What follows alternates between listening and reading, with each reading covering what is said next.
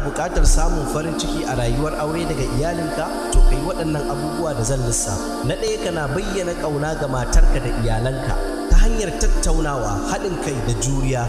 Na biyu, girmama ra'ayoyi da buƙatun juna da damuwar kowanne daga cikin iyali. Na uku, taimako da kula, aiki tare da matarka wajen gudanar da gida da kula da yara don rage mata nauyin al'amura. Na hudu, ka zama mai adalci, kasance mai adalci cikin duk wata hulɗa da iyalinka. Na biyar, sauke nauyi, ɗaukar nauyin al'amuran gida duka tare da zuwa da mafita ga kowane lamari. Na shida, tattaunawa, yi kyakkyawar tattaunawa da matarka don fahimtar juna da warware saɓani. Na bakwai, ɗaukar lokaci da iyali, ka koya yawan ɗaukar lokaci tare da iyali don inganta haɗin kai da jin daɗi. Na takwas, halarta bukukuwa, halarta shahararrun abubuwan iyali don ƙarfafa harshe da kai ta hanyar inganta waɗannan abubuwa. Namiji zai iya inganta farin cikin zamantakewa a cikin aure daga cibiyar bincike kan magungunan musulunci da na gargajiya, wato Dar Thaqafa.